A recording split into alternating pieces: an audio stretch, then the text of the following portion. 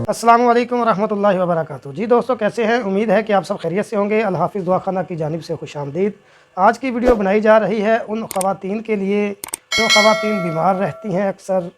उसकी वजह क्या होती है, वो क्या मिस्टेक्स होती हैं, और ख़वातीन दिन ब दिन कमज़ोर हो जाती हैं और अक्सर बीमार रहती हैं। छोटी सी गुफ्तगू है, आप लोगों के लिए बहुत फ़ायदेमंद है। शादीशुदा हज़रात इसको लाज़मी देखें। मैं 1-2 दिन से देख रहा हूँ, मेरी वीडियो को आप लोगों ने बड़ी मोहब्बत से देखा, लाइक भी किया, दिल खुश हो गया और दिल से दुआएं निकली आपके लिए। वीडियो बनाने का मकसद सिर्फ़ आप लोगों की भलाई है, आप लोगों को कुछ ना कुछ फ़ायदा पहुँच जाए, और दूसरी गरज इसमें अभी तक तो कोई और नहीं है। आप लोगों की मोहब्बतें अल हाफिज़ दुआखाना के साथ इसी तरह कायम दायम रहीं तो इंशाअल्लाह हम इस काविश को आगे लेकर चलेंगे। अल्लाह मज़ीद इसमें हमें तरक्कियाँ दे और आप लोगों की मोहब्बतों का शुक्रिया। अल्लाह आपको भी खुश रखे, आबाद रखे। तो चलते हैं अपने टॉपिक की तरफ कि ख़वातीन अक्सर बीमार क्यों होती हैं। बहुत सारे हज़रात ने ये टाइटल देखा होगा और मज़े से वीडियो देखेंगे, पता नहीं औरतों के मुतालिक क्या बयान होने जा रहा है। ना कि ये औरतों की तारीफ़ है या उनकी फेवर में बात है, बल्कि ये मर्दों की कुछ कमियां कोताहियां हैं जो मैं आज बयान करने लगा हूं। नाराज़ आपने बिल्कुल नहीं होना, ये लॉजिक बातें हैं जो आपको इंशाल्लाह बहुत फ़ायदा होगा इनसे। अगर आप इन बातों पर गौर करेंगे तो इंशाल्लाह आपके घर के अंदर खुशहाली आएगी और अच्छी ज़िम्मेदारी को निभाना सीख जाएंगे आप। ये मिस्टेक कहाँ से होती है, बीमारी की शुरुआत कहाँ से होती है। आज केस इस तरह के होते हैं, नई शादी के बाद ही ये केस सामने आते हैं और बाज़ औक़ात 2-3 बच्चों के बाद ये केस सामने आते हैं। उसकी वजह भी आप सुने। औरतों को जब हमल हो जाता है, दूसरे तीसरे माह में वो बीमार हो जाती हैं और उस बीमारी की वजह से हमल ज़ाया हो जाता है। और सफाई करवाने के बाद जब औरत को कम अज़ कम 1 महीना 2 महीने रिलैक्स होना चाहिए और अच्छे से इलाज करवाना चाहिए, तो हमारे से जो गलती होती है, लोग इसमें जो गलतियाँ करते हैं, हाँ ये याद रखें कि इस हालत में औरत मेडिकली लिहाज से बहुत डिस्टर्ब होती है और जिस्मानी लिहाज से भी और ज़हनी लिहाज से भी बड़ी परेशान होती है। और हमें क्या करना चाहिए ऐसी सिचुएशन में?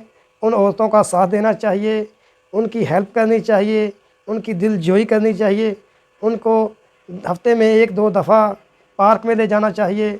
उन औरतों की खुशतबी के लिए हमें हफ्ते में 1-2 दफ़ा पार्क ले जाया जाए तो बहुत अच्छी बात है। हफ्ते में 1-2 दिन आउटिंग के लिए रखे जाएँ। बर्गर, शवारमा, इस तरह की कुछ चीज़ें दिलजोई के लिए खिलानी चाहिए, यानी कि अच्छा रवैया अख्तियार करना चाहिए। बस ये लॉजिक आप समझ लें तो औरत को वो जो धचका लगा होता है, वो परेशानी होती है, वो इतनी फ़ील नहीं होती। एक तो वो मेडिकली लिहाज से, ज़हनी लिहाज से डिस्टर्ब होती है, ऊपर से जो खामद हज़रात होते हैं प्रेशर डालते हैं शाम को कि आपने ये नहीं किया, वो नहीं किया। तो यकीन जानें ऐसी सिचुएशन में आप उनकी हमेशा हेल्प करें, अच्छे तरीके से उनके साथ रहें। अगर आपके ससुराल कहीं नज़दीक है तो हफ़्ते में 1 दफ़ा ससुराल लाजमी जाया करें, ससुराल जाना चाहिए। तो हमारी तरह अगर ससुराल आपका दूर है, जिस तरह हमारी शादी फैसलाबाद हुई है, हम तो साल में 1 दफ़ा ही जाते हैं। बाकी वो लोग जिनकी शादी नज़दीक हुई है तो वो लाजमी बीवी को 1 चक्कर ससुराल का लाजमी लगवाएं। ये ऐसे होगा जैसे आपने उसको वेनोफार की ड्रिप लगवा दी, खून की उसकी कमी भी पूरी हो जाएगी और ज़हनी परेशानी भी ख़त्म हो जाएगी और मेडिकल लिहाज से उसको बड़ी हेल्प मिलेगी इस काम से। तो आप यकीनन, मेरा कहने का मतलब आप समझ चुके होंगे, माशाल्लाह समझदार हैं और भाई की बातों को आपने फ़ील नहीं करना। ये बहुत अच्छी टिप्स हैं जो कोई हकीम, कोई आपको भाई, कोई दोस्त नहीं बताएगा। तो आप ऐसी सिचुएशन में उसकी हेल्प करें। कम अज़ कम मियाँ बीवी 2 महीने परहेज़ कर लें तो यकीनन आपका ये मसला भी हल होगा।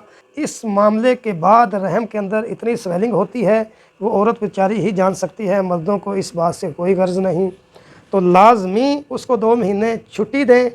छुट्टी से मेरी मुराद आप समझ रहे होंगे, उनको बिल्कुल रिलैक्स करें, उनकी सेवा करें, उनकी खिदमत करें।